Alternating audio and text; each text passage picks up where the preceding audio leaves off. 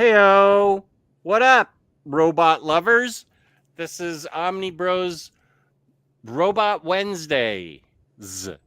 It may be part of a ongoing. Nah, it won't be. I'm Omnidog, and this is Lou, Comics Guide. He's exhausted like I am. It's been Oh a my long god. day for both of us. Oh my gosh. Yeah, dude.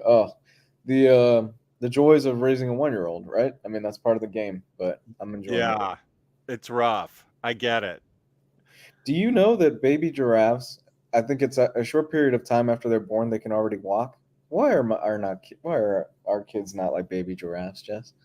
Your daughter's not walking yet, We're or working. No, I'm talking about in general. Baby giraffes just just go yeah, off on their own. yeah, yeah. Oh my god. Yeah, I don't know. Yeah, I think if we're included in the animal kingdom, we're like the most helpless babies that exist. I think you're right, actually. Oh Yeah, my god, man. Yeah, I love it. I love her to death. I love my daughter more than anything in the world. But man, those long nights. Well, you were there. You were oh, there. I remember the first 4 months. It turns out she wasn't getting enough food Oh. from mom, and then she wasn't getting enough food from the bottle. Uh-huh. So all she did all night long for the first 3 months was cry and keep us up. Oh. And I remember being so frustrated. I was like cuddling her, and then I said, "Here, hold her," to Patty. And I went over to the couch and I just beat the cushions for like 10 minutes. And I said, "Okay, I'm ready to hold her again." It It's was, yeah, it's oh, not easy. It's the roughest job there is, I think. You it know, is. coal miner, God bless them, firefighters, I get it. Raising a baby, freaking frick. It is Oh hard. my god. Yeah, no, my wife is a stay-at-home mom at this point. And I I don't know if I could do it, to be honest with you. I don't know. Just it's extremely rewarding, but man, is it taxing. It is very Yeah. taxing. God bless her. Oh, Yeah. Well, Kane mistaking us for gentlemen, so I will take the compliment from Kane because she's nice. Thank you. AS, William Lee, nice to see you. Javier, good. Klaatu Barada Nikto, yes, that was a famous robot saying. James bringing cupcakes. Larry with thoughts. I still think both RoboCop and the Terminator owe a lot to Marvel's Deathlock, which predate them by years. mm. Well, I bet we're talking about RoboCop and Terminator tonight. It could come up. Sorry? It can come up. It could come up.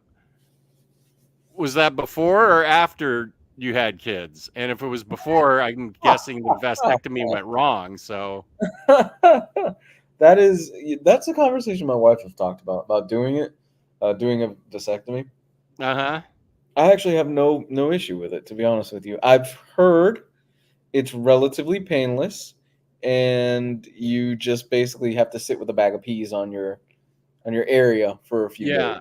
days. I think they mildly sedate you. Yeah. I was thinking of it. Let's see, how old was Kelly? Let me think about this. This was like around 93 or 94. And Patty had just gotten a bit. Okay, Kelly was 2 years old when Patty got her big job promotion, and she Ooh. was gone 5 days a week Oh wow. traveling, home Wow. for the weekend, gone 5 days a week. Man. Because and that lasted for a long time. It was a big pay raise, but it was also she was gone and I was on my own being a Mr. Mom. That was right at the time we were going to have another one. My understanding of having another one is you have to have another person there for it. Yes. So opportunities didn't present themselves. So we were visiting friends of her parents. We were visiting her parents in New Hampshire. Mm. And this really close friend of their parents was a retiring urologist. And I said, oh, I was thinking of getting a vasectomy. He said, well, I'm retiring. You can be my last patient. I go, okay. And he goes, snip, snip, it's over. And I go, whoa, what? I'll take my chances. It was snip, snip that got me. There's a doctor that his name is Richard Chop. And he's a vasectomy doctor. And I have a few friends. I have a friend who went to him and go, whoa, with a name like that, he must be good. I'm like, Chop. Yeah. Whoa. Dick Chop. Yeah, maybe you get a certificate if you go to him or something like that. I'd love to see Dr. Richard Snip. Oh my There's God. True Graphic. If we haven't turned off the women in the audience already, thank you for sticking with us. We appreciate it with our vasectomy talk. Here's Tolga. Good to see you, Tolga. We're pretty much dead set. This is it. You know, we've got the 12-year-old who's my bonus daughter, and we've got the 1-year-old bonus daughter. Yeah, we call it bonus daughter. I kind of find the term a little bit better, but and we have the 1-year-old, so we're pretty good. We've made the decision of we're not doing this again. We're both in our 30s, middle 30s, and we're just like, yeah, you know, once the youngest is, you know, older and stuff like that, we want to do some traveling and stuff like that. We're pretty much done after this. Yeah. Oh, well, this is sweet of you, True Graphic. I hope that I never do turn you off. I hope I keep you coming back for more. So thank you for that. I don't know that I should highlight Larry's. I'm glad you're okay, Larry, but I don't think I'm gonna highlight that. I do want to keep some people staying in. I love it. Oh my God. I heard that, Kane, and I'm excited about that. I think I just got the new second one somewhere. It's somewhere here. I showed it off as a haul, but I can't find it right now. It's in my stack of new shame. But yeah, I'm excited for that. Larry, did you get a certificate or something for pizza after they did it? You know, pizza. They gave him coupons for pizza after his. You remember those book club? Well, your daughter probably did the book club where they stamp a bunch of stuff and she gets a personal pan-sized pizza. Like, did he get a personal pan-sized pizza? You know, it was a sausage pizza after. I love the idea that they gave him a coupon book on the way out for pizza. Yeah, everybody's going, oh my God, ouch, Larry, ouch. Yeah, yikes. Oh my God. If you're listening to the audio of this, you really do owe it to yourself to listen to read Larry's story in the comment section. I will not be repeating that. Right right at 8:10, you should tune in to see his comment. It's that's True Graphic. I'm not sure that we're supposed to just okay, all right. Yeah, okay. So we've both been up a while. I woke up at 5 a.m. Okay, this is crazy. I woke up at 5 a.m. and my wife's side of the bed was still made. I looked in the guest room, that bed was made. And I'm like, where is my wife? I go downstairs at 5 a.m.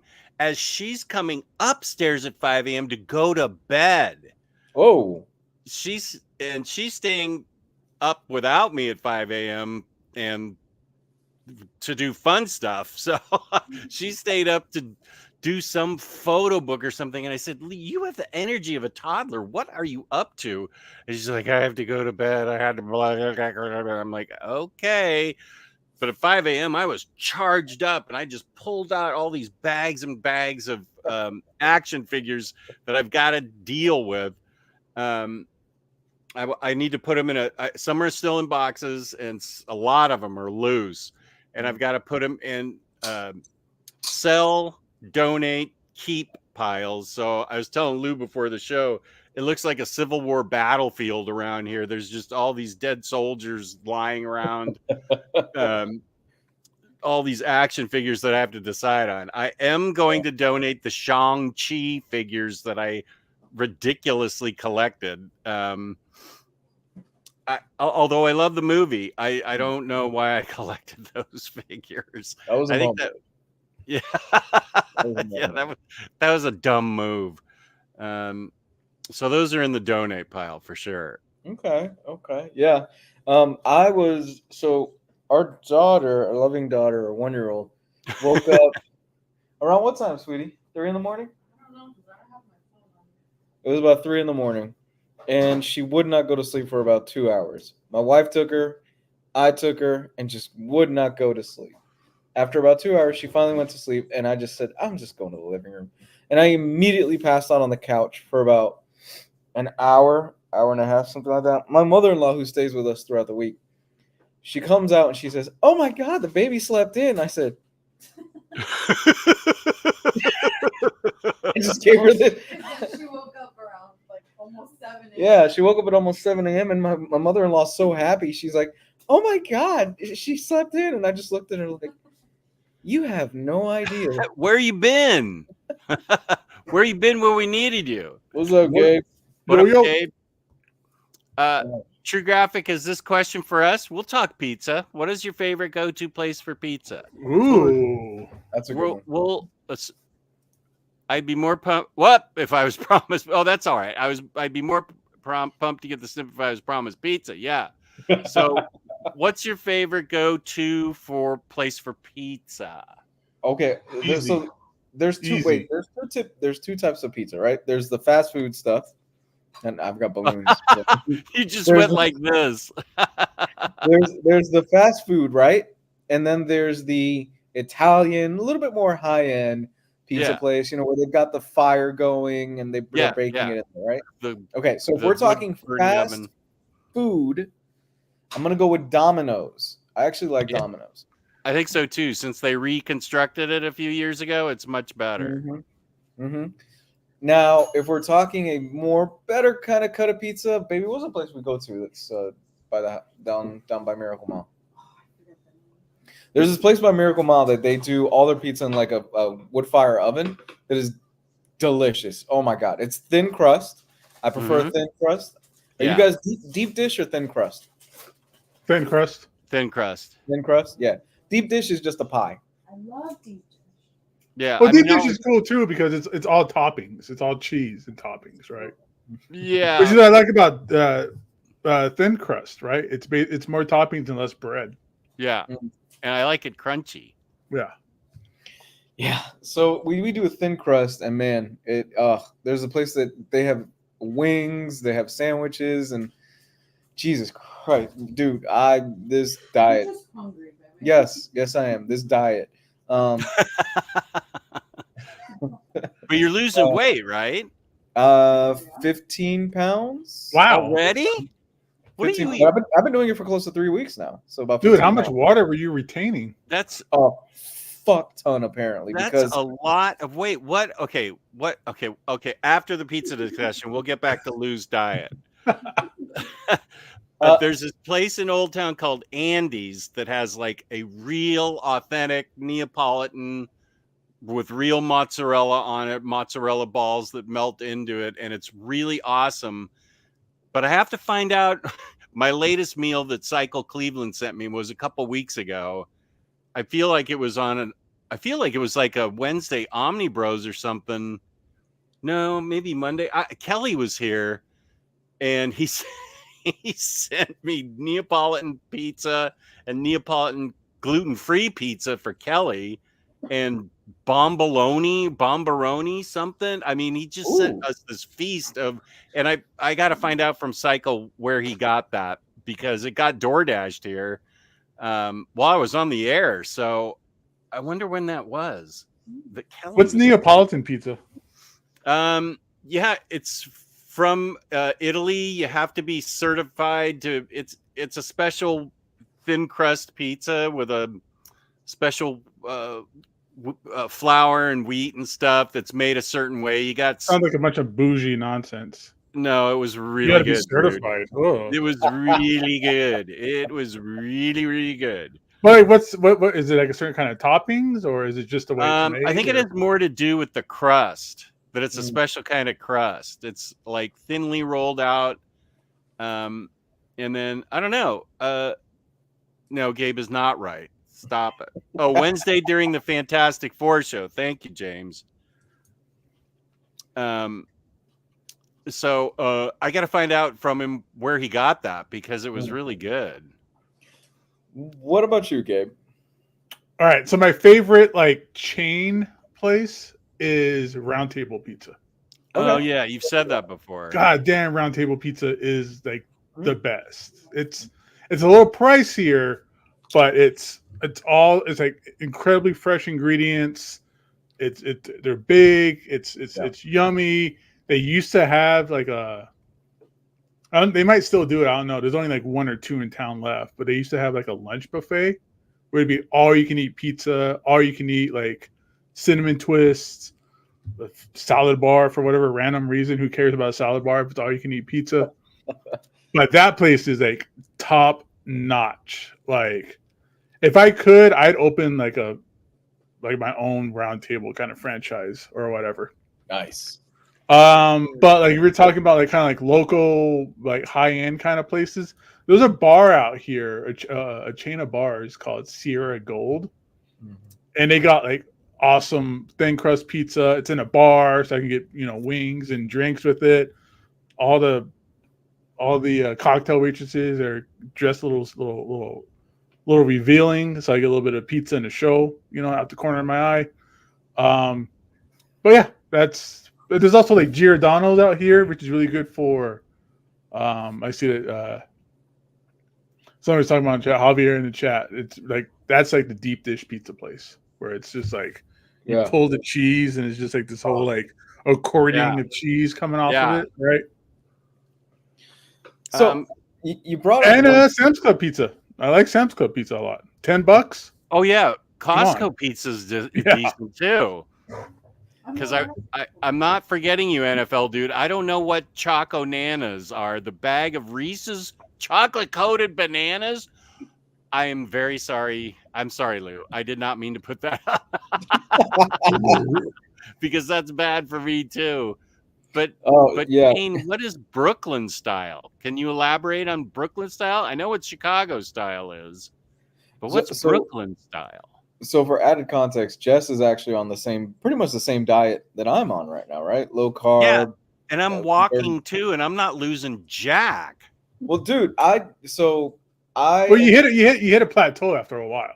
Yeah, I fully. Lou is still early in the mix, so you're going I to. haven't lost a single pound though, but I'm actually. I think I really just started taking it seriously with the walking last week after the doctor. I would not be surprised if I wake up tomorrow, because Thursday is usually the day that I weigh in. I would not be surprised if I wake up tomorrow and I'm about the same weight that I've been since last week, 1 or 2 pounds maybe.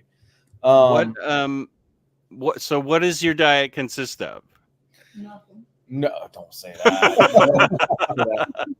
No. It's literally I've just cut out all bread. That's basically the general gist of it. The bread that your wife makes every day? Exactly. Yes. Exactly. I know. Yes. He's staring at a focaccia right now and won't even touch it. I cut out all carbs, except for basically fruit. I have a banana usually with my breakfast, or I'll have an apple in the midday and stuff like that. Lots of veg, lots of very lean cuts of meat. So fish, turkey, chicken, not fried, just baked. And that's what I've been doing. So You cut out red meat altogether. and I cut out red meat, which is the most difficult thing for me to do because I love steak. Was that an issue for your fatty liver? Was red meat? It is. We have to cut out. It is some YouTube videos and YouTube doctors say no, you could have red meat and stuff like that, but for the most part, it's recommended you cut out red meat from your diet for in the meantime. While you're starting out and stuff. Okay. Yeah. Once it gets better, you can have a piece of red meat. I think it's like once a month, and then as it progresses and gets better and better, you can slowly start adding stuff back in. What's your goal to lose? Well, the doc wants me at 190 to 200. So I figured 195, 190 in that ballpark. So I'm about, if I were to guess, 206 right now. So I'm not too far off. Okay, so you want to be sub 200. Okay. Yeah, that's where he wants Yeah. me at. And the key is going to be to keep it at that. That's it. I mean, the doctor made it very clear. He's like, look, this is going to be a lifestyle change. Yeah. Because once you have this once, it's very easy for you to just get it back again. So you really need to nip this in the bud now and stick with it. And yeah, so that's kind of where I'm at right now. We'll see where it goes. I don't know how you're living in a house where your wife is making fresh bread every day, and that's like your number one enemy. Mhm. You get really creative for dinner. So my loving wife made bell peppers today with stuffed turkey, ground turkey inside of it. Oh, yeah. And it's delicious. It was great. I'm gonna take some for lunch tomorrow. Yeah, you're circling around the issue of bread, so Yes, I am. Yes, I am. I can tell that she's within earshot. So okay. Yeah, I agree with Kane here. You do need carbs in your diet. Your body converts to sugar. Trick is you want complex carbs. Yes. Sweet potatoes, brown rice, rather than simple carbs. White bread, white rice, cake, cookies, bread, cake, I'll cookies, have- bread, pizza. Yeah, I'll have, like I said, apples, sweet potato, Yeah. bananas, things like that. I'll munch on something like that, but I just keep it to a minimum. Yeah, I do a lot of sweet potatoes lately. Yeah, that's a staple in our house. My wife Yeah. loves sweet potatoes. Because Oh, I mean, I'm the same way as you guys. I eat like a lot of just meat and veggies, you know. But then there's those times where I'm like, I just need something heavy, so I'll have some rice or some sweet Yeah, potato fries. This is Neapolitan pizza, Quinoa as well. I have. Oh my god, Okay. that looks. right? Looks good. So this yeah, Friday, quinoa. this Friday is my one cheat meal for the week. So Friday night, I'm thinking we'll do maybe Panera bread. I'll get like a wheat sandwich Uh-huh. from Panera that's avocado, turkey, something like that. Nothing that'll blow out my diet, but just enough to Yeah. keep me Something to reward yourself with. You've been doing it for Yeah. a few weeks, so Yeah. not crazy. And what is this? This is Brooklyn pizza. I was looking up. Oh, So basically, it says Brooklyn pizza. Where was it? I just had it on here. It's like normal pizza. They just burn it, basically. what? I can While make that at home. while both New York pizza and Brooklyn style pizza have relatively thin crust, pizza you'll find in Brooklyn tends to have a crispy dough throughout that cracks when you fold the slice. Oh, yeah. New Yorkers like to fold those big Herkin slices in half. Hey, we brought up wings real quick. Are you guys bone in or boneless wings? Because I think boneless wings are just basically chicken nuggets, right? We can agree Pretty on much. that. Yeah. Sure, whatever. I I'm not hurt or offended by it. Like some people seem to be like, oh my god, you eat boneless wings? Like some people really have like a issue with that. I have heard great things about Popeye's new chicken wings. Really? I just read, for some reason, I subscribed to a fast food newsletter and I can't unsubscribe from it. So There's they were market talking about spam or something. so they were talking about they were talking about how Popeyes has rolled out all these different flavors and how great they are, and how they're now the like number one chicken wing seller all of a sudden in the US. Really? Yeah. See, if I'm gonna do chicken wings, I usually do Hooters because I actually really like the Hooters traditional flavor of chicken wings. I'll do Hooters or Buffalo Wild Wings, and I'll do the garlic parm from Buffalo Wild Wings. Mm. But I always do bone in. Hooters. Okay. Hey, There's no one here that believes that. No, my wife loves Hooters, and they have a pretzel bread with a beer cheese that is fantastic. There was a guy when I worked at Torpedo who was a regular, but he was like a big franchisee for Hooters. Like he owned like 3 or 4 in Vegas, and he was a big spender at the store. But he would always hook us up. Like there was a Hooters around the corner, and he would just like hook us up. We'd go there, and they would just make whatever we wanted, and it was great times. I had a Super Bowl party. I make my own hot wings. I grill them on my barbecue outside, so that way there's no oil, there's no deep frying, any of that stuff. I just grill it up, throw in some hot sauce, and I'm good to go. Rising Phoenix, fan of Buffalo Wild Wings. Atomic. That sounds spicy. Yeah, B-Dubs is good. I don't like the boneless ones because I don't want all that bread. Yeah. Raphael, speaking up for the wings at Hooters, if they switch all the waitresses to men, I'll still go for their wings. That's a statement. Yeah, I think I would too. Rising Phoenix, bone in. The bone gives it the flavor. What? Okay, what's Detroit style? Is that the square cut pizza? Yeah. Okay. Yeah. I've never had that or Brooklyn. Labruski is killing me. You're killing me, man. What? Why? You can't say Happy New Year after like the 4th day of January. What? After the Does he know that? Chinese New Year was last week, wasn't it? I don't care. I don't think I don't Dave's celebrate Chinese, though. Dave's like, I'm I American. told me it was the lunar eclipse too. Like that mattered. Oh man, NFL dude, where have you not been a bouncer or security? I feel like this is the 3rd job he's told us he's worked security at. That's amazing. I used to work security at a shopping center where Hooters was, and would sometimes get hooked up by managers for dealing with drunk dudes. You must be ripped to shreds if you're a bouncer. We've met him. He's a pretty slim guy, right, Gabe? We've seen him on the live. He's been on the Patreon before, yeah. Oh, this is Parker. You don't need to be some big bruiser to be security, you know. Well, that's true. There's a lot of it. I mean, nothing against NFL dude or security, but a lot of them are just like there to observe and report, right? Be more of a deterrent.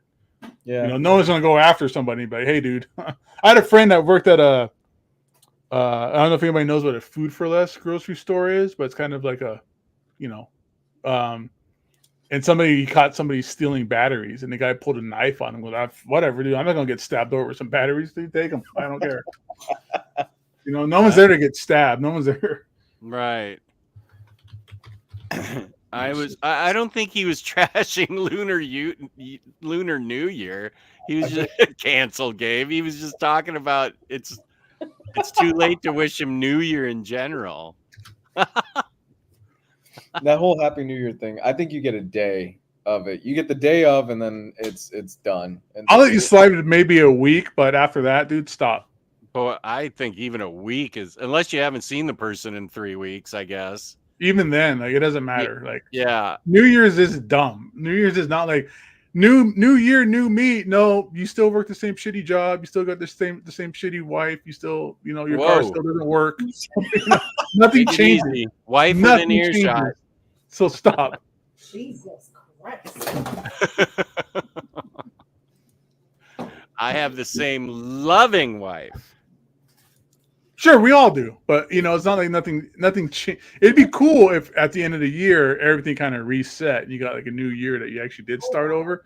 But no, you wake up the same. You still got a bad back, Including. So wait. You still got a fatty liver. Like that's not going to change. Is Gabe proposing that every time January 1st rolls around, you wake up and you don't know what you're going to get? You get a new wife every January 1st.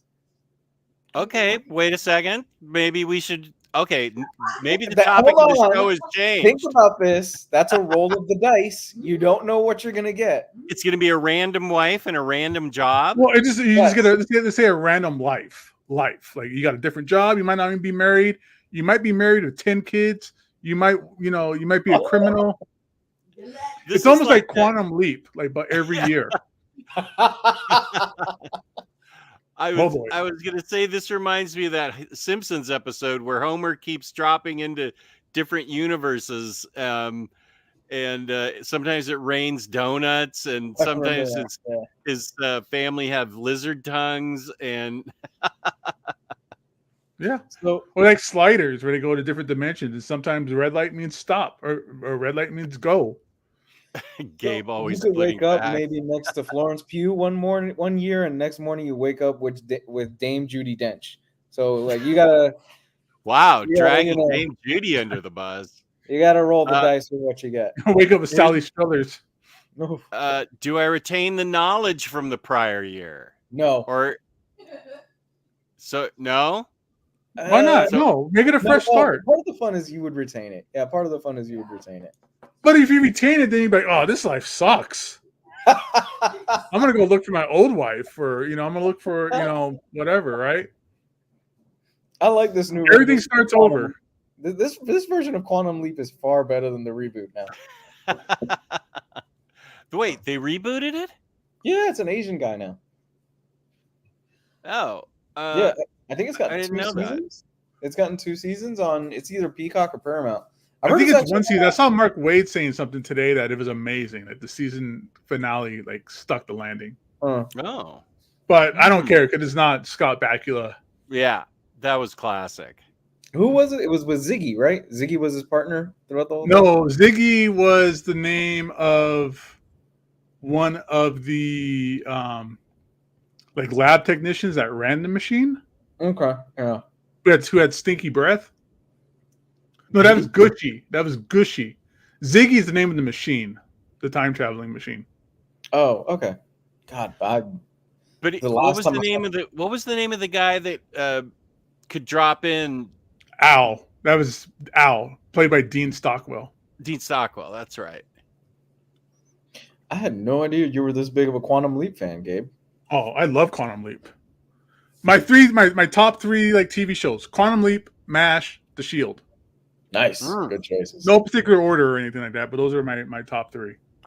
Now I'm rewatching The Shield now. Oh, it's so good. Oh, it's been a long time since I've seen it, so everything's kind of new. Like I know the big beats, but some of the smaller stuff, I'm like, fuck, I forgot how messed up this show is. Larry knows what's up. Larry was like the only other guy in the chat that knew about The Shield. The Shield's fantastic. You guys are missing out if you haven't seen it. Oh, Missing The Shield's great. out. Where'd Larry say that? Or do you already know that about him? It was a couple weeks ago. Oh, okay. What season does what's that dude's name? Lawrence Fishburne pop in The Shield? Is it 4? 3? I think that's 4. And he's a great kind of antagonist against Big Mackey throughout that whole season. I think the one before that is it season 3, or is Lawrence Fishburne 5? Either way, there's one that's Anton Mitchell, played by Anthony Anderson. And this is back when Anthony Anderson was just a funny black dude. Like he was just known for like comedy and stuff like that. He plays the most scariest, ruthless motherfucker there is. Really? It is like it is. I mean, this is Anthony Anderson. He is ruthless. It is a complete 180 of what you think of Anthony Anderson. I can't picture that. I really can't. Trust me, it is spectacular what he can do. Like he is a great actor. He always does comedies and stuff like that, but they let him loose as a villain, and it's amazing. I gotta say hi to my buddies Hondo and Maniac Matt. What up, dudes from the Bay Area? My buddies. I know Gio was tapped into the Nintendo show today. Some bangers were announced. What were your favorite things that were announced, Kane? Kane collects comic books, does videos, does video games, eats cookies, goes out with her parents for dinner. What? You are like Superwoman. What's going on there? What can't you do, Kane? Somebody that's very busy. Amazing. Shield is brutal and wonderful at the same time. Yeah. Exiles needs an Omni. That comic was similar to Quantum Leap. I have the complete collection, so I have no idea why you haven't gotten an Omni yet. You need to buy them again, Jess. There was a movie with Jake Gyllenhaal a few years ago. Oh, what was it? It was on a train. Was that when he was like limbless and strapped to a board, and he kept going back in time to get the situation right? Yes. Yeah. That was so awesome. Yeah, it's basically a Quantum Leap movie, but a really messed up version of Quantum Leap. He keeps going back to the same scenario source code. Source job, code. Doc That's what it was. Elevator. Yes, source code's great. It really is. That was like a really under the radar gem because he Yes, keeps it's going good. back to the same scenario to change it, and it takes him, the whole movie to change it, and it's Right. really, really good. It's much better than the Butterfly Effect.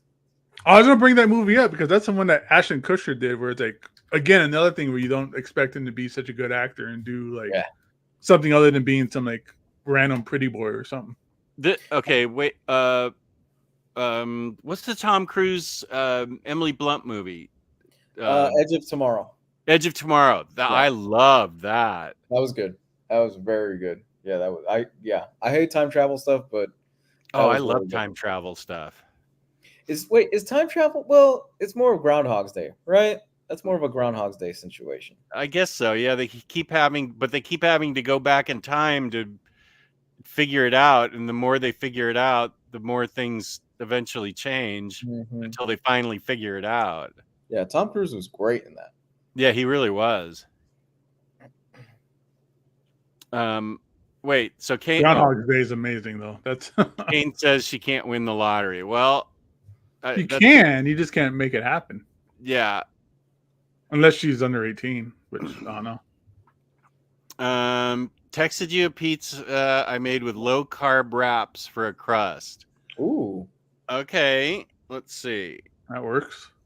Let's see. Larry's Library. Oh, yeah, I think my next cheat day is going to be pizza. This looks pretty good. It does look good. That looks really good, Larry. Need some pineapple on it, though. That looks very good. Oh, no, I'm with Gabe on this. I love pineapple pizza. Oh, pineapple pizza is fantastic, dude. I like pineapple with Canadian bacon. I'll eat that on pizza. This looks good, Larry. Oh, my God, Dr. Elevator. I saw Moon the other day, which actually falls in line with our topic tonight. Moon is incredible. Moon has robots? Good. Yes. It's there is a robot in the movie Moon. I literally can't give almost anything away about the movie because my wife is sitting over there and I want her to watch it. I'm dying for her to see it. So it's good to watch. I definitely love Source Code. David Bowie's son. Wow. Yeah. He's he made Moon is brilliant. It's so good. Is it any good like Lady Bird? No, this is a good movie. I teed that one up for you. Oh, poor Greta Gerwig. Yeah, poor Greta Gerwig. Greta Gerwig really got shunned. Snubbed is the correct word from the Oscars, which is not even the best director. What the fuck? I know. I agree. Same thing with Margot Robbie. She didn't get a nomination for best. What the fuck, dude? And then Ryan Gosling gets it, which kind of proves the point of the movie. Right, and even Ryan was like, "What?" when they he put out the other girl got nominated too, right? America, whatever her name is. Yeah, for supporting actress. Yeah, it was probably that speech she gave at the end that sealed the deal. But I think if anybody deserves it, it's Margot Robbie for that. Dude, she's the producer of that movie. I'm sure she's crying on a bed full of money. Yeah. That movie is a miracle that it's even as good as it is. Because I could have those kind of movies never get any love though. Like none of the Marvel films really get like love, even though those were like some of like the best films that came out in certain years. Yeah, they seem to really turn their nose up on pulp culture like movies. It feels like. Yeah, I think Nolan's gonna take it this year for Oppenheimer. Oh yeah. We finally saw that a couple weeks ago at home. What'd you think? Well, we both loved it, but it's a good thing that we didn't see it in the theater because I know that time period really well, plus the Cold War, and Patty really doesn't. So we paused a lot, which doesn't bother me a bit. If she wants me to fill her in on like why something's happening or what this is in reference to, I don't have a problem with pausing at home. But if we were in the movie theater, she would have missed the whole thing if I hadn't told her what the context were. Yeah, Um, it's a 3-hour talking head movie, and I was riveted the entire time. Oh yeah, I've seen it 3 times now, and I love it more every single time. yeah, it was really good, really, really, really good. How about that ending shot? Oh man, I forget all what it the was now. all the missiles that were launching off as Oppenheimer is imagining basically what's Yeah. Oh, And then Gary Oldman is Truman. Get that crybaby out of here. that I caught me thought off I guard. thought Florence Pugh was like the best part of that movie. Like her character was crazy, She was only in it a little bit. Poor thing. dude. She stole it from me. Really? Oh yeah, Oh man, it was Robert Downey Jr. for me Oh, at the Yeah. end. Just oh oh yeah, when he completely loses it after Yeah. having been so composed. And I thought, you know who I thought was really good was the Senate aide that was helping him walk it through it. The young guy yes, yeah. I who know was you're talking helping him walk it through it, and then realized it. Then he realized at the end what was happening, about. and was totally prepared to throw Robert Downey Jr. out to the wolves that were Yep. waiting for him because Yep. he was so disappointed. I thought that kid did a great job. Okay, this is in reference to my question about Nintendo. Kane says, Shin Megami. Okay, wait. What? I know this is a popular game because it's got 5 of them, I guess. Shin Megami Tensei 5 Vengeance, Unicorn Overlord, Epic Mickey Rebrushed, Another Crab's Treasure, Montage Time, and the rare games on NSO. Also, I will be a level 40 human in a couple years. You will achieve level 40. Oh, that's who he was. I thought he looked familiar. Man, he was much better as the Senate aide than he was as Han Solo. That's how he looked familiar. I thought he looked familiar. Harrison Ford. In the Solo No. movie. The Solo movie. With a 4K screen and 5-speaker surround system, we much prefer watching movies at home anymore. No annoying humans. That's why Larry and I are friends. No annoying humans. And you can pause and go to the bathroom, get a glass of water. You don't have to spend $15 for a bag of candy. oh my god, Sneak that crap in. dude! I am dreading. I am super excited, but also dreading next Friday because Dune 2 comes out next week, and that means I have to see it in IMAX into the biggest screen. But unfortunately, that means I have to go and interact with people and be around them. You like to see things on opening night too. Not as much as I used to. I'm making. Yeah, I used to go to those Thursday midnight showings at one point. Yeah, I did too.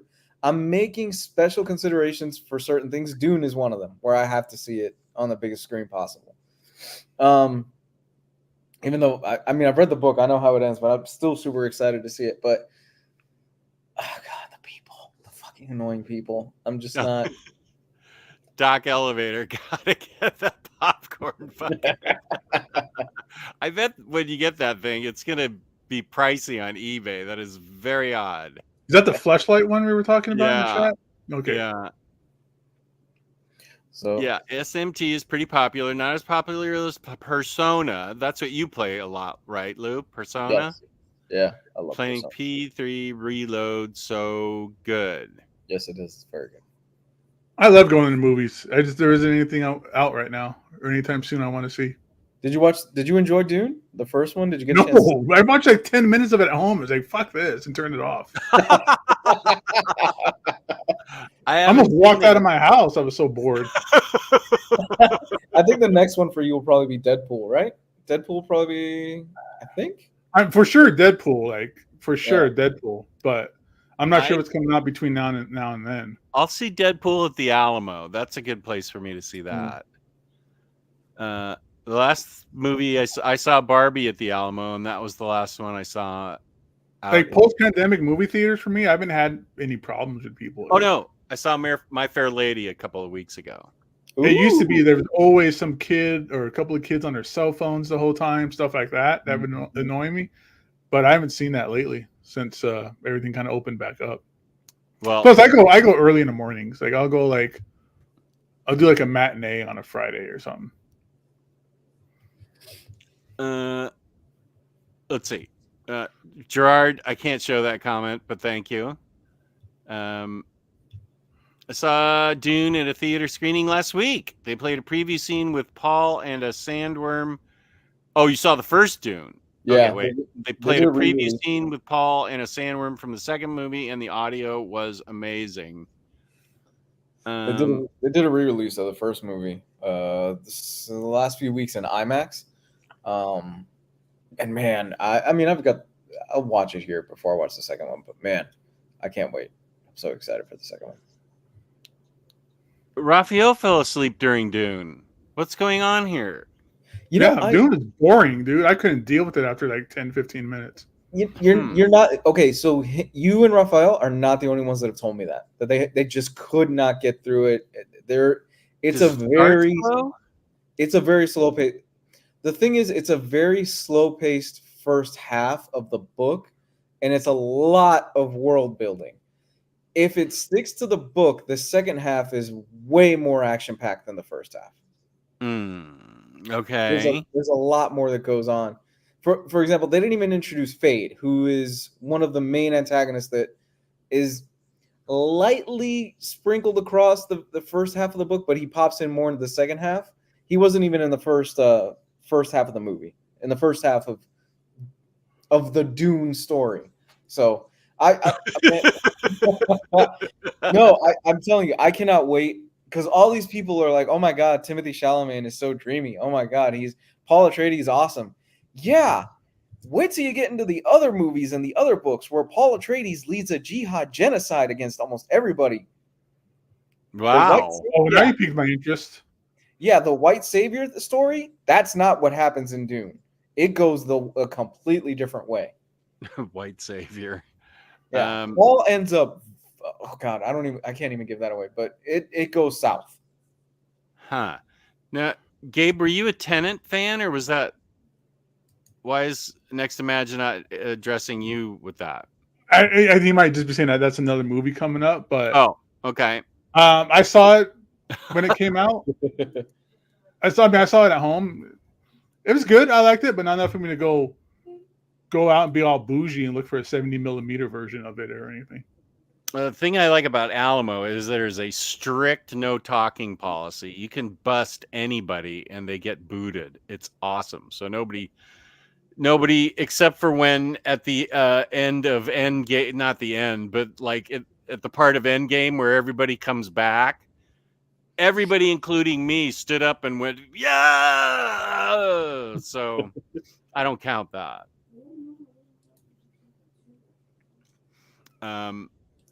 So let's see.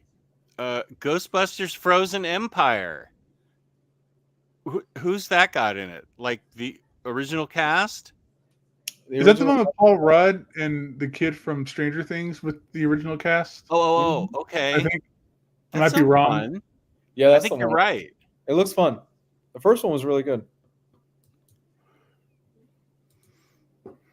Yes, the Alamo is amazing. I wish more theaters adopted their policies. I don't know why it took so long for theaters to come up with the assigned seating.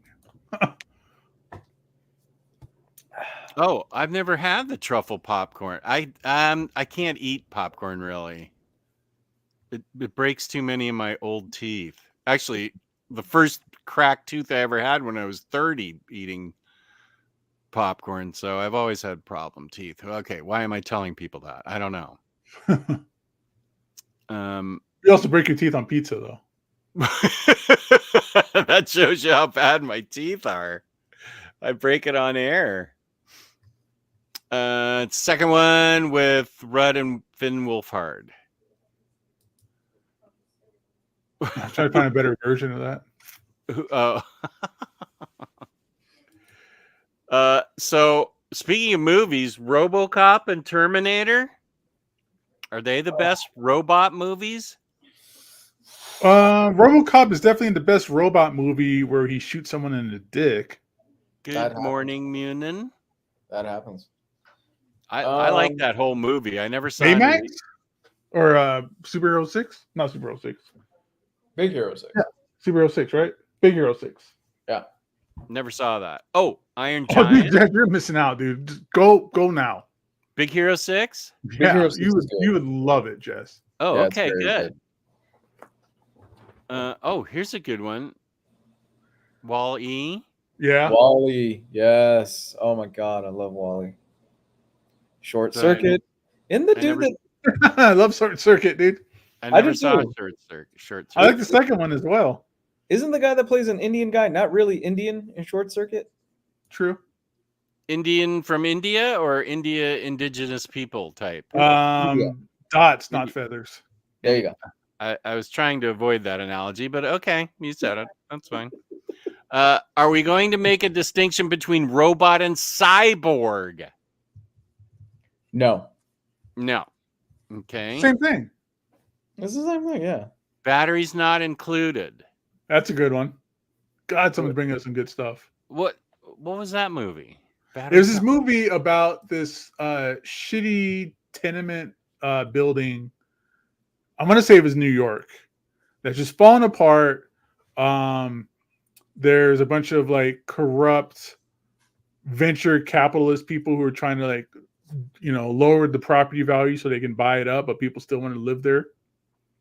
And these little aliens from space, these little robots from space, come and clean the place back up. Like they make it super fancy and nice and everything. It's a cute movie. It's Steven Guttenberg in it. I don't know that I've ever known about that movie. I mean, What about Pacific Rim?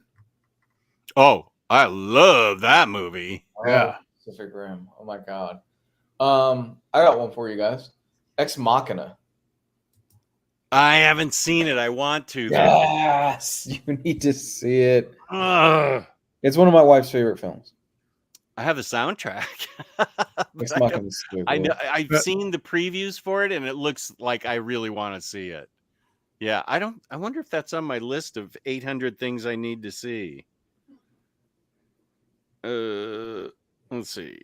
Comics to get, movies to see. Wait, what was it? Ex Ex Machina. Machina. Okay. I think I need to add that. I'll add that at the top. This might be a spoiler, but Blade Runner? Oh, Blade yeah. Runner counts. Yeah, Blade Runner counts. Blade Runner, and I'm going to say something that might be controversial. I think 2049 is a better Blade Runner movie than Blade Runner. I've heard other people say that. I love 2049. That's because Ryan Gosling's in it. Well, he is dreamy. He is. No, 2049 is, man, that is. I went and saw 2049 back to back. I saw it once, and then I went the following day back to the theater to watch it again. I love 2049. I couldn't believe Blade Runner, widely regarded as one of the greatest science fiction films of all time. And the consensus was, don't ever make a sequel to Blade Runner. You're wasting your time. You can't get it as right as the first time, right? God damn, he did it. He made a fucking amazing movie that was probably better than the first one. And the thing is that Blade Runner was panned. Blade Runner was not a successful or widely loved film when it first came out. It wasn't? No. I liked it. No, it did. It was terrible. It did. I think it did terrible when it first came out. But over the years, it's been revisited, and people go, "This is a classic. This is a science fiction classic."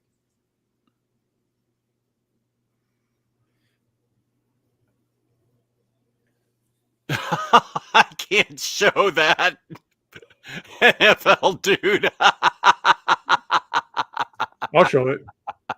No, it's on my Discord. Oh. Did you do it? They didn't do it, did they?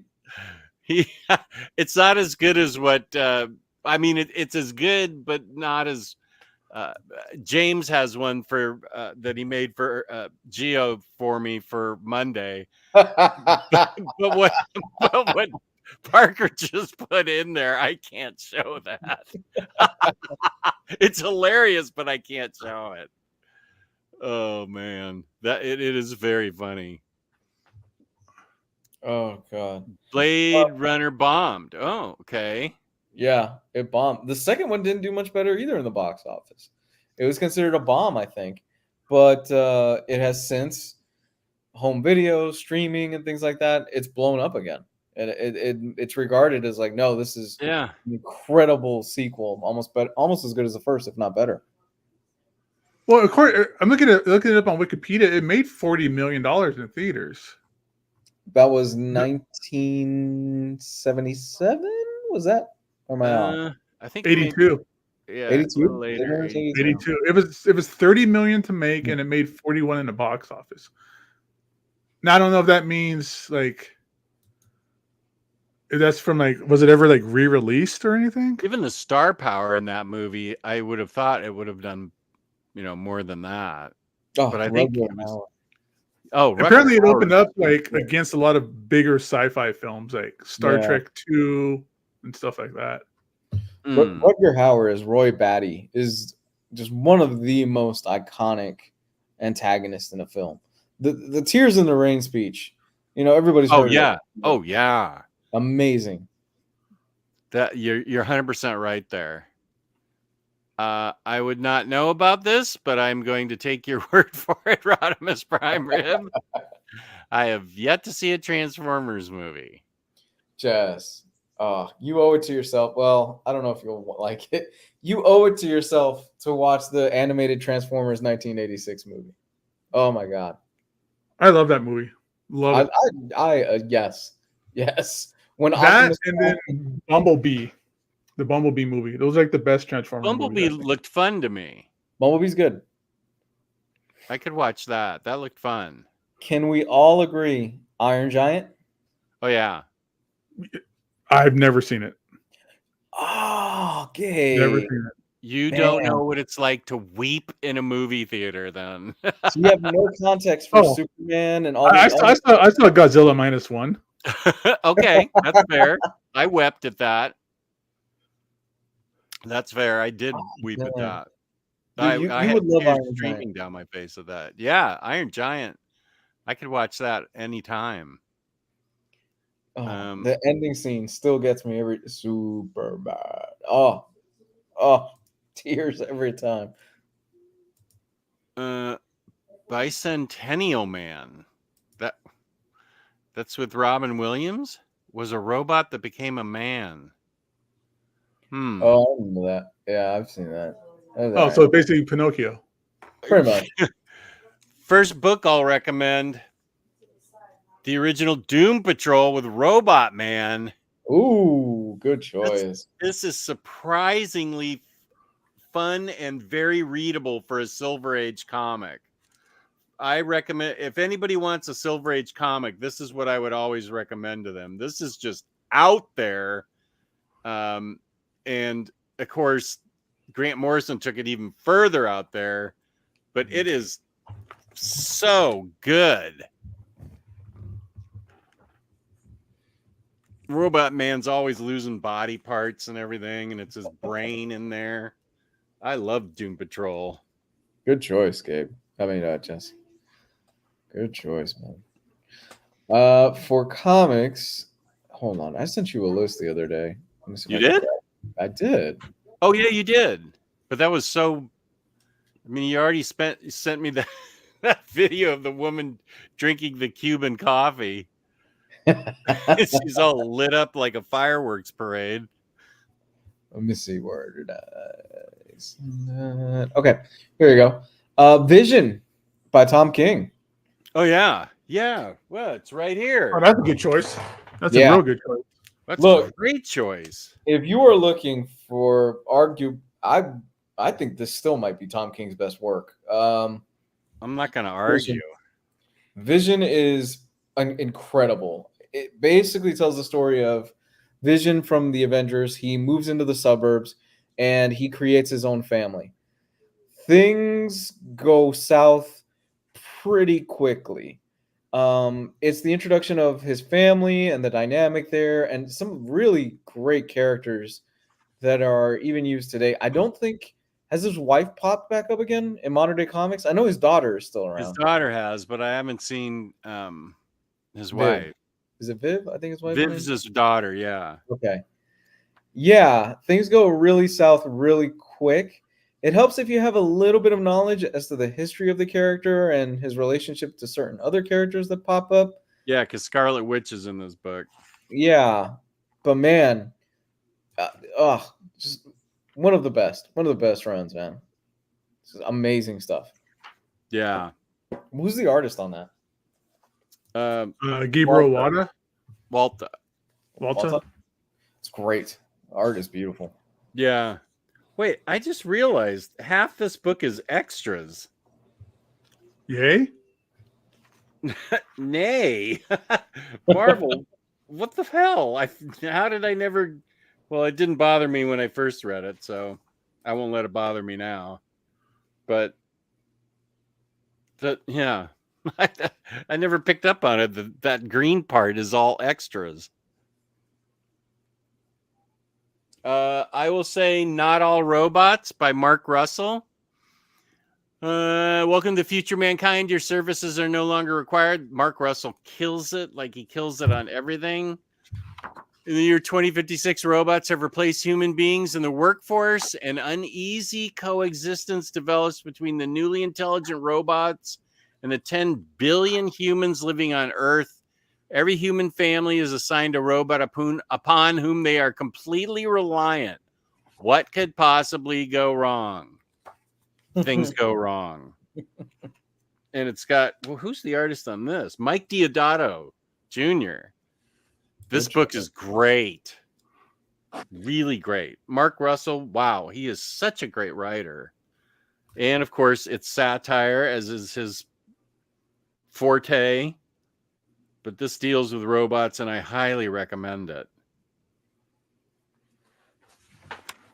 I'm gonna have a little bit of a theme, but I'll go with Hard Boiled.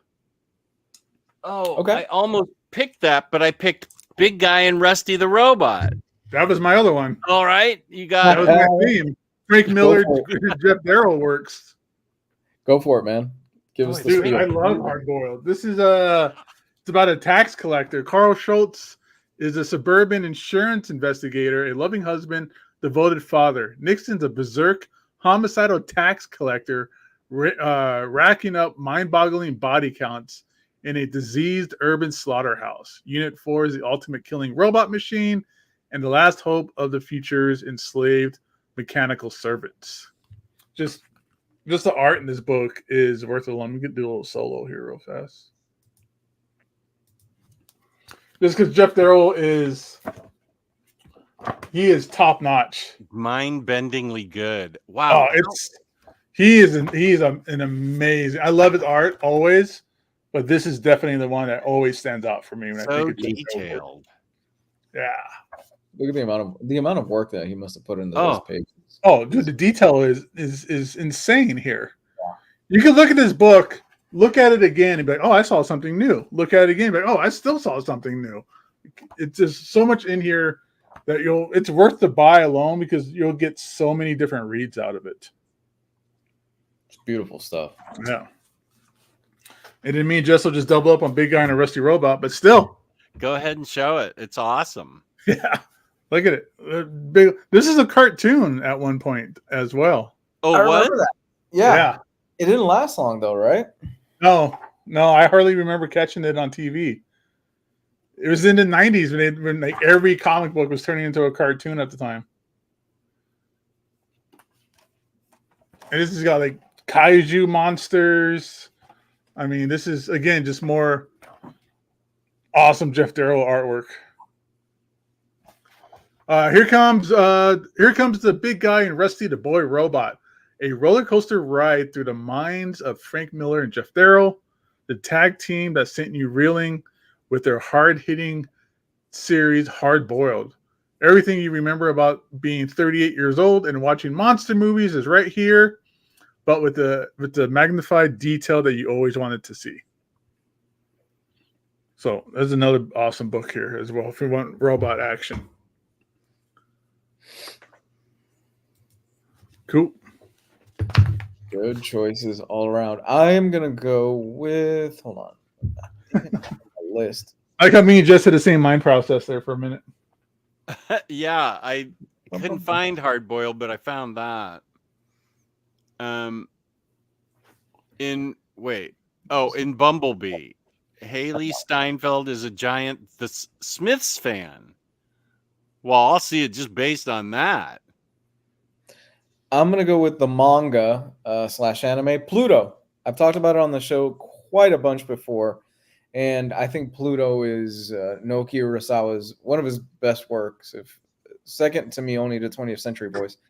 Pluto centering around basically the character of Adam, Astro Boy, and it's about this investigator who the 7, I believe, most popular robots around the world are being mysteriously murdered by this other robot, and they have to figure out why is it that this robot is murdering all these other robots around the world.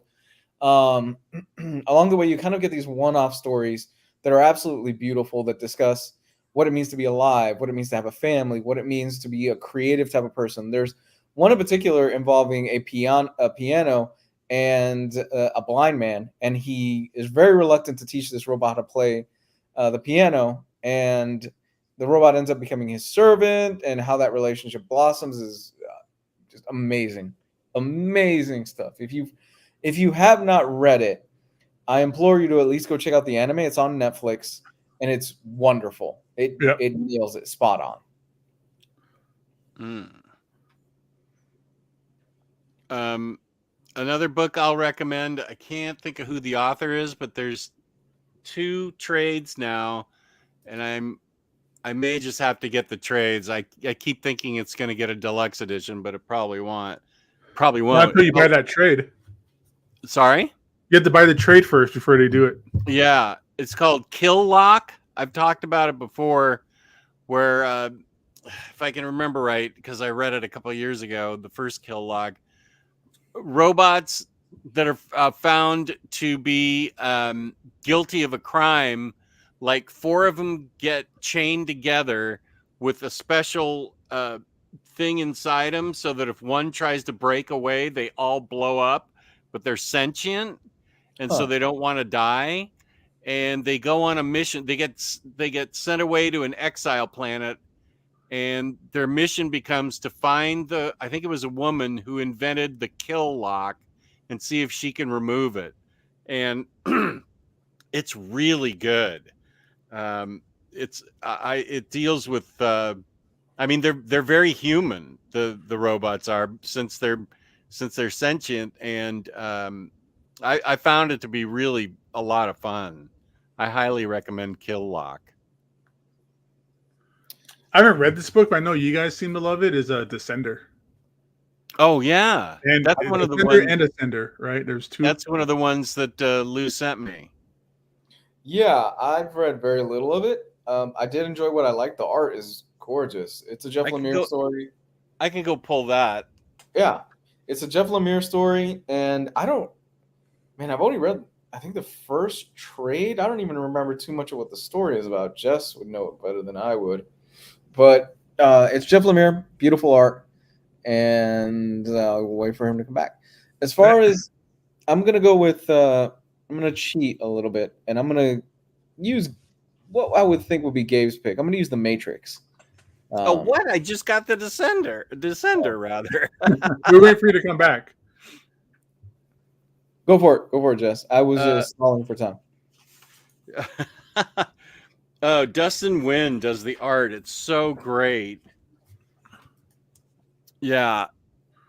And I haven't read Ascender yet. There's 2 volumes of Descender and 1 volume of Ascender, but the use of color in this book is really good. 10 years after planet-sized robots called Harvesters appeared and wreaked havoc across the galaxy, a young android named Tim-21 wakes to find that all robots have been outlawed. But Tim may hold the secrets to the Harvesters in his machine DNA, and he quickly becomes the most wanted robot in the universe. It's all about robots. Great art. I think this is one of Jeff Lemire's best. Mm. Although I haven't read Ascender yet. But this What do is you the think- little robot boy. What do you think is Jeff Lemire's best work? Sweet Tooth. That's a good question. I don't know. What's the one with the black barn? That was good too. Yeah. That was really good. That was scary. Yeah, his Green Arrow was great. Oh, yeah, his Green Arrow is great too. What is that Black Barn one? I can see it. I have to leave the screen again to go get it. I'm sure the chat picked up. Nope, they haven't said it yet. Chat. I love Sweet Tooth. What? You love Sweet Tooth? Sweet Tooth is great. Yeah. Yeah. His Animal Man was good. Essex County was, of course, a classic. Underwater Welder's a classic. Plutonia, we know how much you love that one. Plutonia. That was a swing and a miss, right? I keep that just for future videos. Gosh, I can just see. I have the oversized covers of that darn Black Barn book because it was so scary and creepy. Yeah, it was. Gideon Falls. Thank you, Andrew. Oh man, Gideon Falls. Yeah, Gideon that Falls was is so good. boss. Thank you, AC. Good job. What else has he done? He's done so much. Black Hammer, that whole universe. Yeah, you're I right. still haven't touched that stuff. Oh, Gabe, you're gonna really get that. Even gonna I've get read that. Cthulhuese. I love the Cthulhuese story. Yeah. It's awesome. I mean, I have a whole Jeff Lemire section over in the small room where I try to keep everything. Underwater Welder, Essex How does County. Moon Knight run? Yeah, that was great. Essex County. Yeah, he came out the gate with that. Essex County is one of his earliest works, and it was holy crap, man. I think so, yeah. Oh, yeah, Whoa. Larry's right. Sentient is also great. I think that's got Walta art in it too. Sentient was really good. Yeah, but Essex County, he came out the gate with that, I think, and that was, man, that's a hell of a first run. Yeah. And let me think. Snow Angels. I like Snow Angels. Not everybody agreed with me on that, but I like Snow Angels. That came out a couple years ago. I like that one. Well, F this. I'm just gonna go into the smig. Can you guys still hear me? Yeah, you're good. Okay. All right. We have, Gideon Falls, The Nobody. That was good. Frog Catchers, Royal City, Roughneck. There's his hockey theme. I liked Primordial. I like Berserker Unbound. I like Trillium. That was really good. Descender, Ascender, Lost Dogs. That was good. Snow Angels. I think that's it for what I have. I haven't read Sweet. What's Jeff doing now? He's I know he's finishing up. He's wrapping up the Black Hammer stuff, isn't he? Not sure. I haven't been keeping up with what he's doing. He's got the Sweet Tooth TV show, which they're getting one last season to wrap it up this year, I think. Dude, I'm surprised they got 3 seasons out of that thing. Yeah, I didn't care for it. My wife really loved it, but having read the source material, I'm like, this is a fairy tale compared to what the source material is. Yeah, they neutered that book or that series. Kind of like with the same with Why the Last Man. Oh God, Unrelated, but and that pilot for Y was so great, Gabe. We were Yeah. both like, man, they nailed it. This is perfect. They couldn't. yeah, I was sold. I was sold after that first episode. Jeff Lemire did a lot of Valiant stuff too, didn't he? Like Book of Death, The Valiant. Oh, he did. Yeah, he did do a lot of that.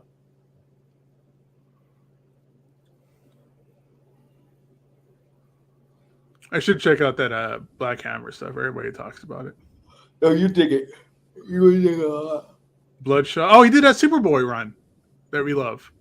Oh yeah, crying shame it didn't get a full run. I think that was cut short too because of the new 52. I think so. It was. I think it was under the radar in the first place. Yeah, Superboy. Oh, you have to trade. We can't hear you anymore, Jess. We're not ignoring you. We just can't hear you. Yeah, we can't hear you, dude.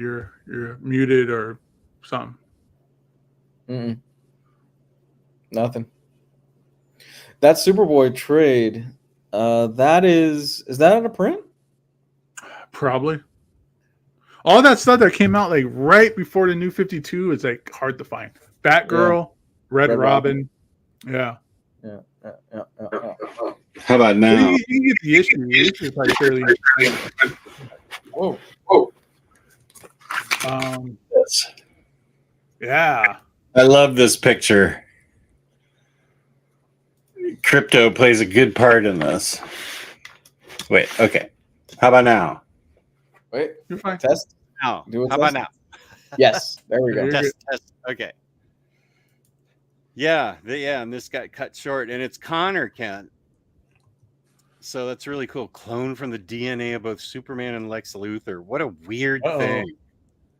That is just a weird thing. Since I brought it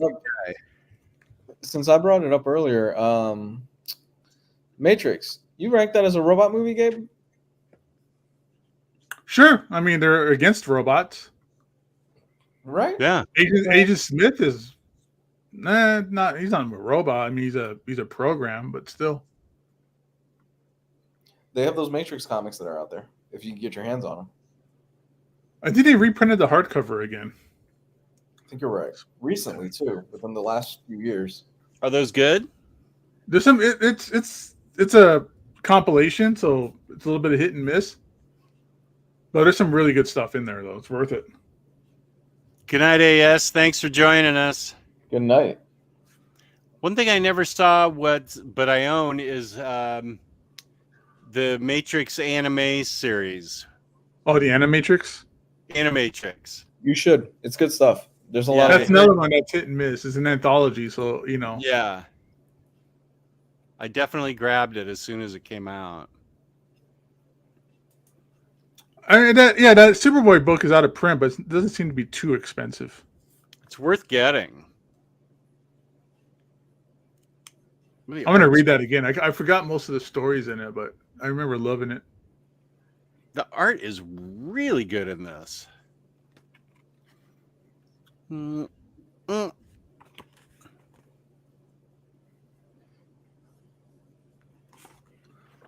that's good stuff. Yeah, it really is. And I'm sure I owe this broadcast, this show, to knowing about it, because I don't think I knew about it before New 52. There's I only picked it up a couple years ago. There's a Poison Ivy story in there. It's basically Connor dealing with the fact that he's a clone and really having kind of an existential crisis and figuring out what it means to be his own person. It's brilliant. It's one of those series that I'm like, man, I'm glad we got the New 52, but damn it, I would have loved to have kept this and seen where it would have gone. If you I remember Phantom Stranger showing up. Yeah, Phantom Stranger. Sitting on his hand for too long. What? Where's the Poison Ivy bit? I think it was first 3 or 4 issues. Oh, okay. It was at the beginning of the run. Crypto. God, I love Crypto. Oh, yeah. She is right here. Yeah, that art's pretty good. Whoever that is likes to draw the pretty ladies. Mm-hmm. I came up with this idea because of everybody's been talking about AI recently, especially with creators and everything like that. With this program that just came out, I think it's called Sora or Sarah, something like that. So everybody's freaking out because it's still in the early stages, but it's pretty damn impressive so far. With the Is that the text to video AI? Yes. that everybody's Okay. freaking out over and talking about right now. And it made me wonder how this will affect comics moving forward. I don't think it will, because I think you're still going to want to get a real personal artist to do it. You can give an AI the prompt of, hey, I want this Jack Kirby story. I want a Jack Kirby art style story written by Grant Morrison or something like that. And you'll see what it can get and you'll see what it can do, but it's not, I don't know, it's not the same thing.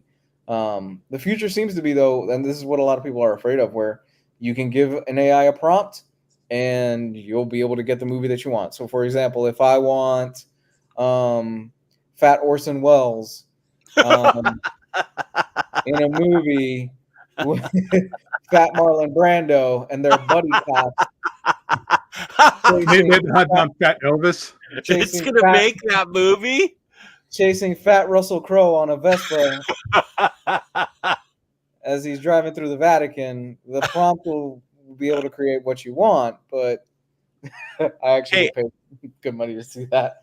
I'm not too worried. I can't even get Alexa to work properly, so I'm not worried that much. I told Alexa to play classical guitar like 5 times tonight before we sat down to dinner, and my food was cold by the time that bitch figured it out.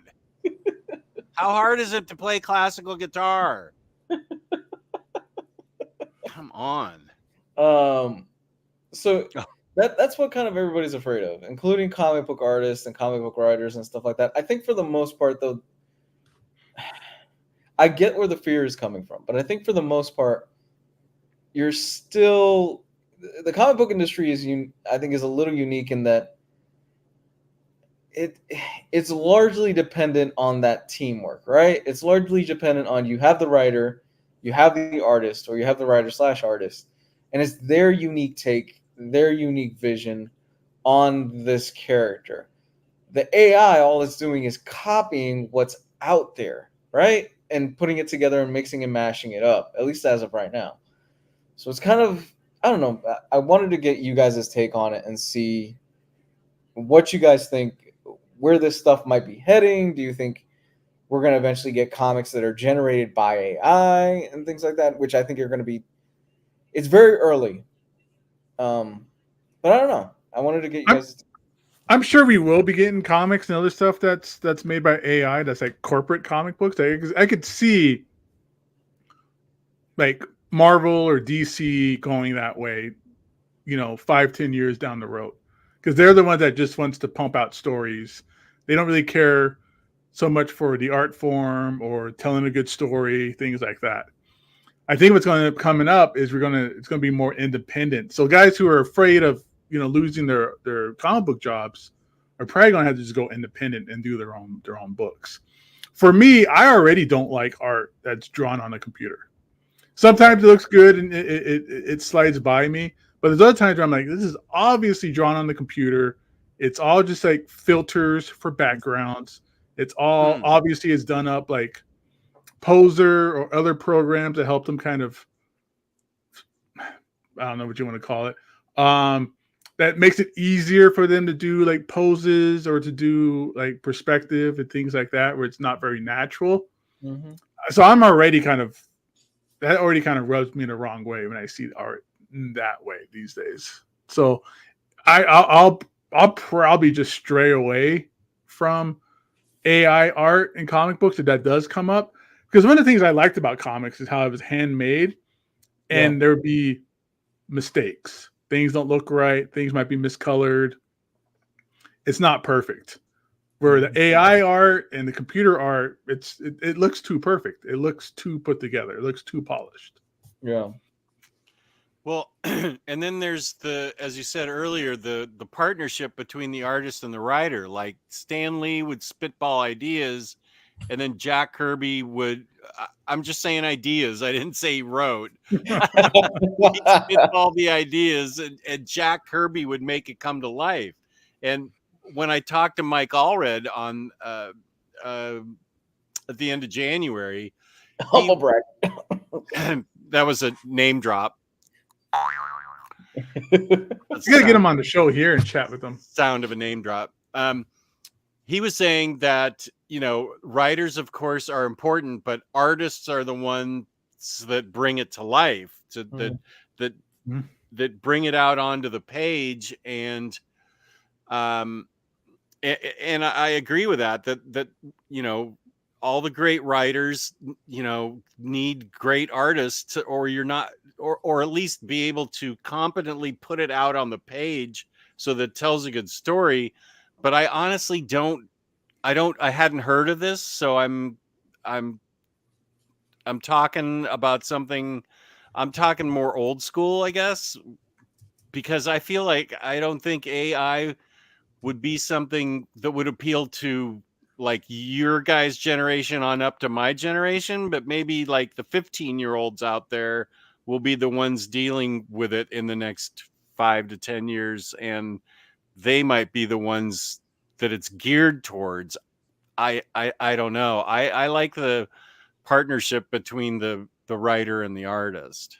No, I agree. Undoubtedly, that's going to be something that my 1-year-old is going to have to deal with that in 15, Yeah. 20, whatever. She's going to be the one that's going to grow up with it, and she's going to be the one that has to deal with it. And what that's going to be like, I have no clue.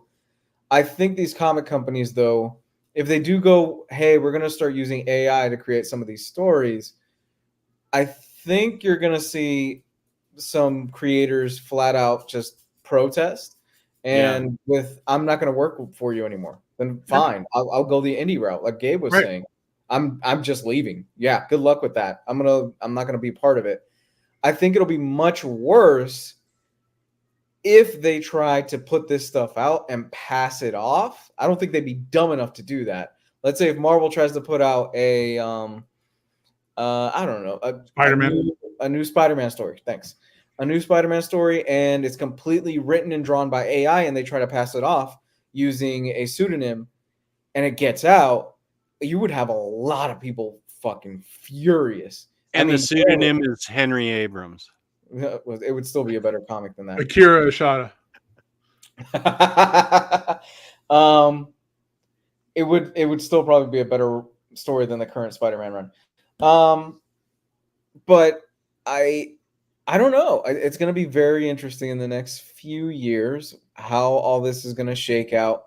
Is legislation going to be introduced where you have to announce if something is AI, or you can't publish a full book through Penguin Random House or something like that? It has to be vetted that you actually worked on this and you didn't use Chat GPT or something like that.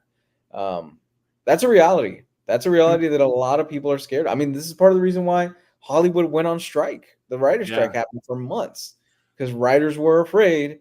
And make no mistake, studios were toying with the idea of, why do we have all these writers when we could just do Chat GPT prompts and stuff like that? Yeah. They could create scripts and stuff. That'll pop out a script, and we'll just hire some writer to kind of just punch it up a little bit. Yeah, exactly. Hey, so another episode in How Out of Touch Jess is, what is Chat GPT? So I have not used Chat GPT at all. My knowledge of it is very limited, but my understanding is you can put, it's kind of a prompt. You can put in a prompt, you can put in what you want, and it'll basically create the outline, the draft of what you want written. So for example, if I want, my brother uses it. He's much more savvy on this stuff than me. So if I want a perfect resume written out, typed out for me, without me even really doing the work, I could use ChatGPT and it could go, okay, these are my qualifications, this is what I have, and it'll just boom, put together a perfect resume, more or less, that I could use when submitted to work.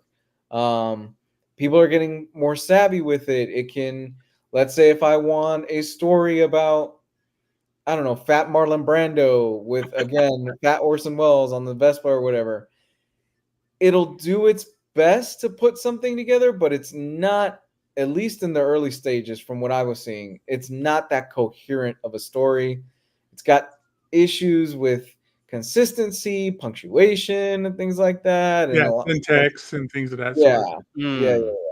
But this is just the beginning. You know, this is like This is like the Atari of AI. Eventually, you're Right. going to get to that PS5, This right? is the Pong era. Right. So it's like Alexa, Jess, where same way you ask Alexa for like random stuff, you do the same thing in Chat GPT. I've done it for Geo for the fake manga, real manga stuff, where I'll type in there like, give me 5 fake What? manga That's an stories outrage. and titles. Right? Oh, now we know their secret, Lou. They're using So ChatGPT. I did that. They're I don't know if totally Geo used them, but I cheating. did do that for Geo, where I was like, hey, I put in there, hey, give me 5, fake manga stories and titles, and it gave us 5 really kind of cool things. So it's like Alexa, you ask it what to do, and it'll do it for you. But like Lou was saying, it's a little bit more advanced. Where these days, a lot of these kind of websites that do like a lot of like listicles or like tiny kind of articles, it's all just Chat GPT these days. They just put in like list the 10 best looking cats on the internet, and then it generates it for you, and then some guy goes in and kind of punches it up, makes it sound better, makes it read better, adds some more edits to it, things like that. So it's like I said, it's like you using Alexa, but it'll write your resume. It can't write a story. It just isn't perfect yet. All it does is copy what's out there. It takes Elon, what's how out dare there. you? Scarlet Witch is awesome. Don't come in here with your crap. What's going All on? it's, It's probably written by AI. You never know. all it does is it takes what's out there, it remixes it, and copies it basically into a new okay. format. It's not necessarily creating, at least as of yet. Well, the idea is that it generates it generates what the next word is going to be, or predicts what the next word is going to be. Yeah. So it does do like some type of creation. But we'll see where it goes. I am both scared and intrigued at the same time. Yeah. Yeah, I mean,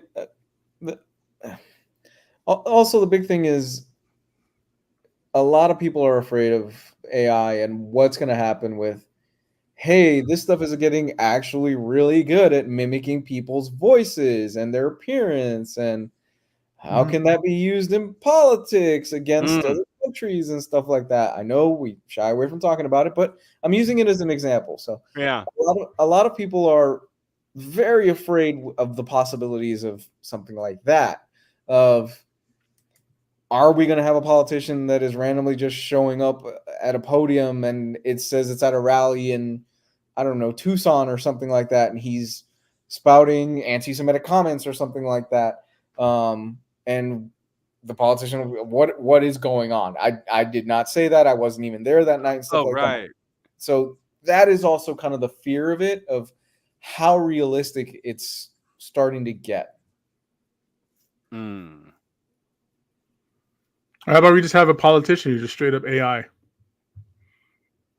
I mean, there could be a president one day, just straight up AI. Yeah, he probably won. He probably won. Are we done with food talk? Because I notice our viewership has dropped since we stopped talking about food. We're going to talk about robot food. RoboCop eating baby food. Was the second RoboCop good? I feel like I might have seen it, but I'm not sure. The second one's good. It's good. It's not great. It was great. It was written by Frank Miller. I love the second one. It was written by Frank Miller, but then they just tore it apart and rewrote it. That is true. That is true. Sounds like AI. But he does have a role in the movie, though. He does have a couple lines. In that? Stay away from the third one, though. No, the third one doesn't exist. Third one is he actually did write Sin City, though, right? The movie. Yeah. Well, yeah, he directed it too. He directed it? Yeah, it was him and Robert Rodriguez. You're right. Okay. And he did Spirit. Ooh. Which was not good. No, it was not good at all. I need to I need to see Sin City again. I feel like I didn't see all of it or They're something. both good. The second one, I like the second one too a lot. Remember when he's just a brain in a jar and he's got the eyeballs in the second movie? Ooh, You're talking about RoboCop, right? RoboCop 2. Yeah, Oof. yeah. I forgot to get the character's name. But it's all about the drugs. Like they were all like, Zook, and they were like stabbing themselves with drugs. Yeah. And that little kid who was like 15 but was like a total terror. Yeah, he was. It's heavily implied he was with the woman Nuke. in the gang in that movie. That movie's Yeah. weird. RoboCop 2 is weird, but so I have a soft spot in my heart for RoboCop 2. I like RoboCop 2 a lot. It's good. Was Peter Weller? Did he return as RoboCop? Mm-hmm. Yeah, he did. Hmm. Yeah, he did. It wasn't until 3 that he was like, "No, I'm not coming back for this shit." Did he not do RoboCop 3? He didn't do RoboCop 3. It was somebody else. And then there was the RoboCop TV show, which didn't last long, and that was terrible. And then there was the RoboCop cartoon in the 90s. They turned that into a cartoon? RoboCop? Yeah. Hell yeah! I It have had that toys. video. It had arcade games when I was a kid. Yeah. Yeah. Dude, it had- was a cartoon because I had a RoboCop lunchbox as a kid. Oh, I remember you saying that. Yeah.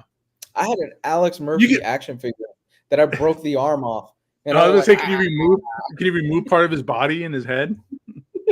no, I just did had that the myself. Ed 209. I had the robot, the one that kills everybody Oh, in you the had conference the room. Ed209? Hold on, And you then had the Ed you 209? could put a roll of caps in it, and it'd be like cap. Damn it! You had an Ed 209? I always wanted one as a kid. Yeah. Ugh. That was back in the day when you could have, cap guns and stuff. There, Oh, I I did it always to you guys. Thank you. What was that game? It was a Sega Genesis, RoboCop versus Terminator. Oh yeah. That must have been good, was it? It sounds like a good premise. I don't remember it. Although all Alien versus Terminator or Alien versus Predator sounded like a good premise too. Oh, That was cool. I played that arcade game when I was a kid. That was awesome. Mm-hmm. I realize it's been this is for Kane because it's been a whole episode and we haven't played it. That was for you, Kane. Man, there was a comic. There was a RoboCop versus Terminator comic, wasn't there? Where RoboCop, Yeah, it was Walt Simonson. yeah, he gets sent Oh. into the future, or he's hibernating or something like that, and he wakes up in the future, and the Terminators have taken over. Terminator 1 or Terminator 2? 2. Come on. What? Is that even a Wait. question? Hold on. Uh-uh. I agree with you. I do. But Terminator 1 is it's a great horror film. Sure, but it's not Terminator 2. No, it's not Terminator 2. Terminator 2 is like one of the best movies of like the 90s. It's one of the best action films of all time. Yeah. Yeah, I agree with that. Get in if you want to live. Well, same with like Alien or Aliens. The first one's a really good horror movie, but the second one is just an action-packed, crazy nonsense movie. Alien had that robot that went rogue. It did. Yeah, it did. That's right. Speaking of robots. I wish I was old enough to be in the theater when they did the switch reveal, because the marketing for Terminator 2 made you think, oh, the cop is obviously the good guy, right? And Arnold Schwarzenegger, he was the bad Terminator in the first film, so he's coming back now. He's got to be the bad Terminator in this film. And then you get to that iconic scene where he's walking in the mall and the cop is actually going to shoot John Connor, and Arnold's Terminator turns around and he takes the bullets in the back. And man, I wish I was in the theater for everybody's just mind to be just like, oh, wait, hold on, what's going on? I saw that in theaters. I don't remember if the marketing made it seem like Arnold was the bad guy or not. I don't remember. Really? I mean, I was Yeah. too young, so I had always heard that the marketing was kind of a secret, that they kind of did that flip. Maybe I'm wrong. Oh, I don't remember that. I do remember seeing it in theaters, though, for Yeah, sure. same. Because I think I was only 92, right? Terminator 2 is 92, 93. I think it was 91, 92. Yeah. So I was only about 3, so I didn't get a chance to see it in theater. Yeah, I haven't watched anything past Terminator 2. You don't need to. You don't Yeah, need that's to. what that sounds like the general consensus. Nah, they could have just stopped there. They should have. Yeah. Although I have heard the Sarah Connor Chronicles TV show was really good. that is definitely awesome. Yeah, I've heard that's good. Yeah. God damn, that was a good show. That was another one that only lasted like maybe 2 seasons. It was 2 seasons. It Brian cut Austin short. Green in it. Summer Glau, Oh yeah, she was in it. was she the lead? Yes, she was the lead Terminator, right? But yeah, she was Oh, she was the the lead Terminator. Terminator. Okay. Yeah. The lead is the girl that played the queen from Game of Thrones. The Queen. Oh, Lena Headey. Yeah, Oh yeah. I have a celebrity crush on she her. played Sarah Connor. Yeah, I don't blame you, Lou. You need to see Gunpowder Milkshake. She's smacking in that, and there's nothing but bullets flying from everybody. I do. I need to watch Gunpowder Milkshake. Oh, That's it's so. really good. I love that movie. No robots in it. I don't. Yeah, no robots. But badass women shooting up like John Woo scene bullet time. It's great. Now I'm gonna go watch Sarah Connor Chronicles, man. What was the one with Christian Bale? Because I actually thought that one was okay. That's the one where he looks like he's smelling a fart the whole movie. Is that Salvation? I think that is Salvation. Maybe. Oh yeah, that does look like Lena Headey. Because it is her. Oh, okay, good. I think it is Salvation. Yeah, I thought Salvation was okay. That's the one where he freaks out at everybody. Yeah. On set, that whole like audio of him just yelling at everybody for walking in the frame.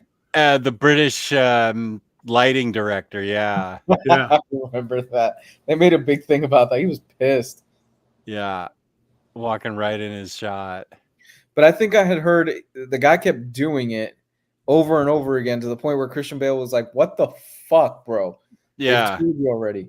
Yeah, they took it out of context from what I heard. He had just had it with the guy walking through. See, I thought this was pretty good. The whole big reveal about Sam Worthington's character where he's actually a cyborg and everything. I don't know. I thought it was, and we actually got kind of a glimpse at the post-apocalyptic future, which is the thing. What is the thing we have always wanted in a Terminator movie? We want to see the war, right? We want to see the big fight and the war and stuff like that, and we've never gotten it.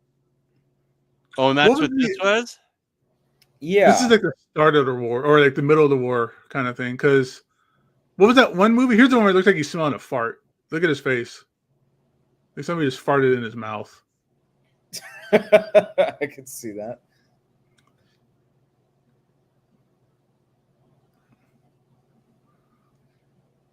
This looks fun. It's not bad. I mean, I didn't think it was that bad.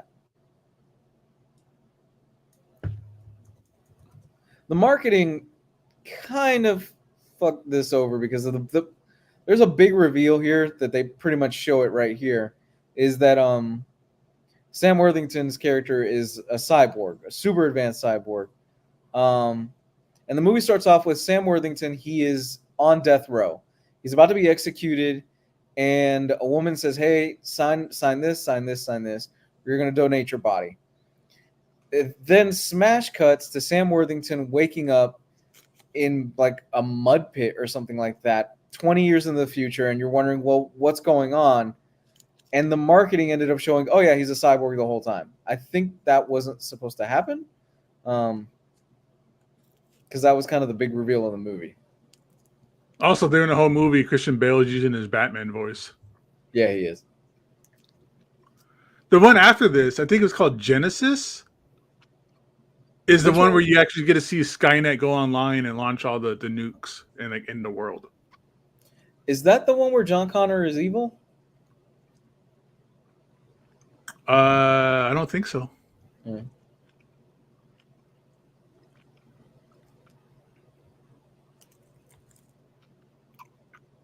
There's an awesome techno mix of Bale screaming at the light guy.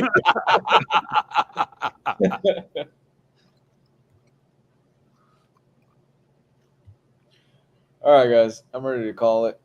Oh my goodness, we haven't even talked about our sponsor, InStockTrades.com, where you can get your collected editions from 30% up to 65 or 80%, depending on the red tag sale. Don't forget your 2% loyalty discount that kicks in after you bought something.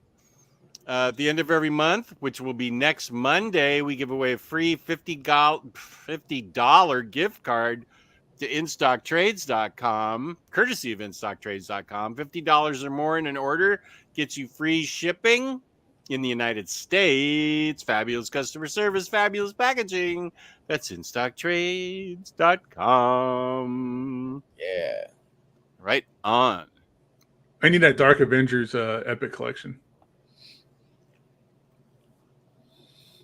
I think I need to get that black and white death metal to go. Oh no, my death metal has a. I don't know which one do I need to get here. I don't think. Maybe that one. I don't know. I want to get the same. How am I going to find out what the? I wish there was a channel that previewed Omnis on the internet. I wonder what that's like. Gosh, if only. Okay. Well, you can find me on OmniDogs Vault on YouTube and OmniDogs _Vault on Instagram. You can find me just here on Omnibroslivve Mondays and Wednesdays. Same deal as Gabe. You can find me here, usually on Mondays and Wednesdays. Good to see you, Hondo and Maniac Matt. Good to see everybody in the chat. Thank you. Oh, thank you, Hondo. You're too kind. Oh, yeah. And here's my Discord. Thanks. Please give us a like. Please subscribe. Leave a comment. And peace and love. Peace and love. We'll be back next Monday with hauls, previews, and reads. Yeah. Good night, everyone. Good night, everybody. Thank you for tuning in.